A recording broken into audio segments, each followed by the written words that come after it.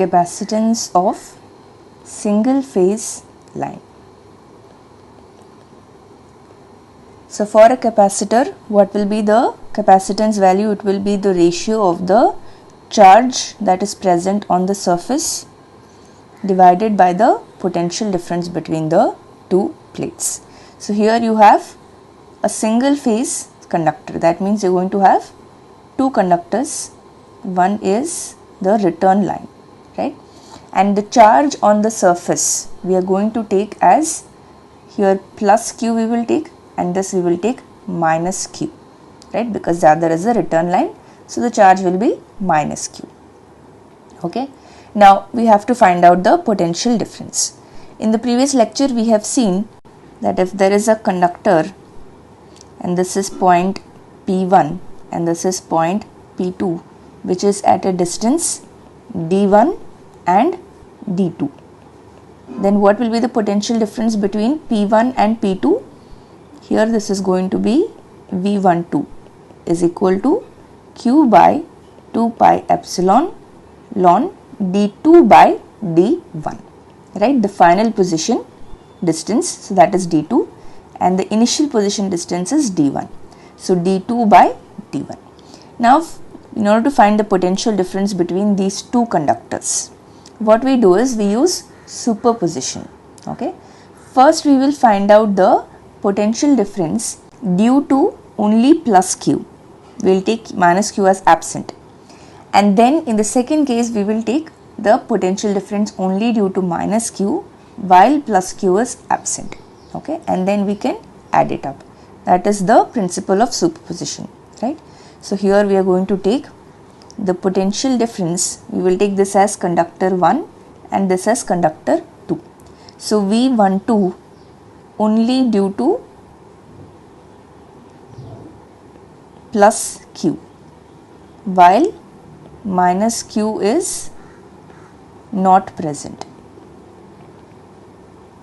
Okay, so what will this be? The only charge that we have here is plus Q, so I'll write plus Q divided by 2 pi epsilon ln, so from 1 to 2, right? So what is the distance here from 1 to 2? It is going to be, we will take the distance we will take here.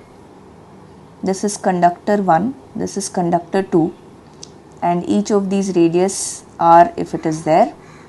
Then this distance, the distance between the two conductors, we will take as d. So here we can write as Q by 2 pi epsilon ln d by r, right? Because 1 to 2, so distance from 1 to 2 is d, and distance from 1 to the surface, right? We are taking from the surface, so that distance is going to be r. Next is the potential difference only due to minus Q while plus Q is not present.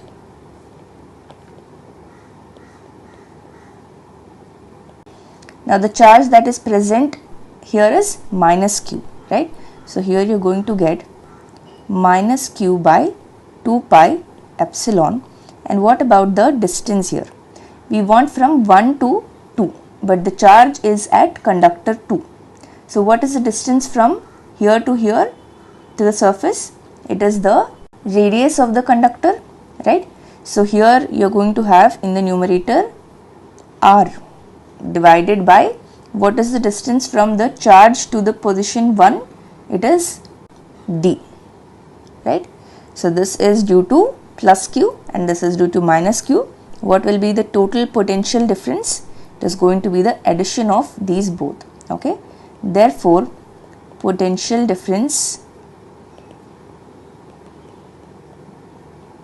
V12 is going to be Q by 2 pi epsilon ln d by r minus Q by 2 pi epsilon ln r by d, right? So this is going to be Q by 2 pi epsilon. If you take common, then you are left out with 2 times of ln d by r, because if you take minus inside this also you are going to get ln d by r, right? So here you are going to get into 2 ln d by r. So the final answer is Q by pi epsilon ln d by r, right? So here we are using the principle of superposition.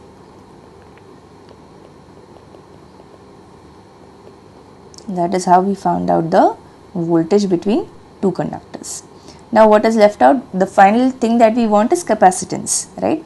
So the capacitance C will be equal to the charge present on each conductor, each surface, divided by the potential difference between the two conductors, right? So this is going to be Q by pi epsilon ln d by r. So this is going to be pi epsilon by ln d by r. So for a transmission line is existing in a free space, right? It is in the air only. So what will be epsilon here? Epsilon will simply write as epsilon naught, okay? Therefore capacitance of a single phase transmission line is equal to pi epsilon naught divided by ln d by r. Here what is d? D is the distance between the two conductors.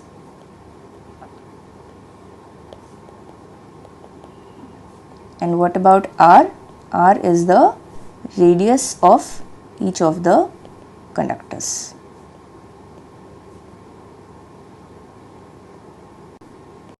Now what if there is a ground line present as well, right? So in that case we are going to take a ground or a neutral wire in between the two conductors. So if this is conductor A and this is conductor B, then in between there is a neutral line, okay? Now before what we did, we found out the capacitance CAB between the two conductors. Now there is a neutral line in between.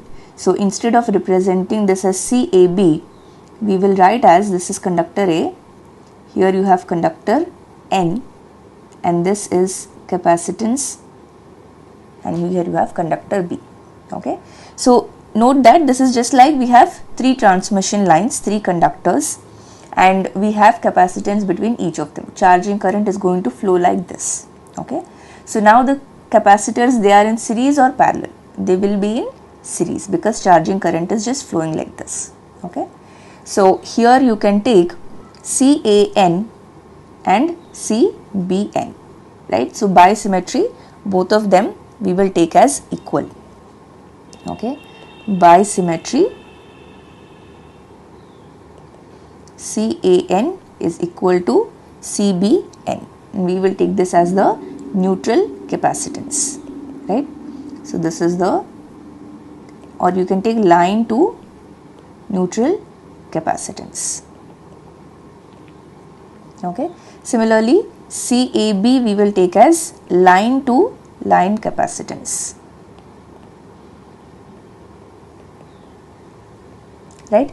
Now if you add both of these two are in series, if you add both of this, what will be the equivalent capacitance? CAB, which we have already found out, right? So CAB, we know that CAB is equal to pi epsilon naught by ln d by r, okay, where d is the distance between A and B. Now what is the case here? CAN in series with CBN, the equivalent capacitance is going to be CAB. So this is going to be CAN into CBN divided by CAN plus CBN, right? For series capacitance, the equivalent is found like this. This is equal to pi epsilon naught by ln d by r, okay? But we have taken that CAN and CBN, it is equal to CN. So what will you get this expression simplified from? CN by 2 simply, right? So this is equal to pi epsilon naught by ln d by r. So what will be the neutral line to neutral capacitance? 2 pi epsilon naught by ln d by r, okay? So this is just twice of the line to line capacitance, okay? So this is the line to neutral capacitance. Yes, and one more thing that we have here is the charge plus Q. We have taken that to be per unit length, right? While we were deriving the potential, electric field and potential, we took the charge per unit length. So the capacitance that we get here, this is also going to be per unit length. Okay, so the capacitance is farad per meter. This point is important. So whenever there is a transmission line, length of the transmission line that is given, you have to find out the capacitance of the total line by multiplying this expression with the length of the total length of the line. Next, what will be the charging current? So here we have two conductors A and B, and the capacitance between them is CAB, and what is the voltage between them? It is VAB, right? So if you take this as capacitance CAB, the voltage across which is VAB, then what will be the current through it? The current through it we will take as the ICH, charging current. This is going to be the voltage VAB divided by the reactance of the capacitance. So what will be the reactance? 1 by j omega CAB. So you are going to get j omega CAB VAB, right? This is the charging current for a single phase system.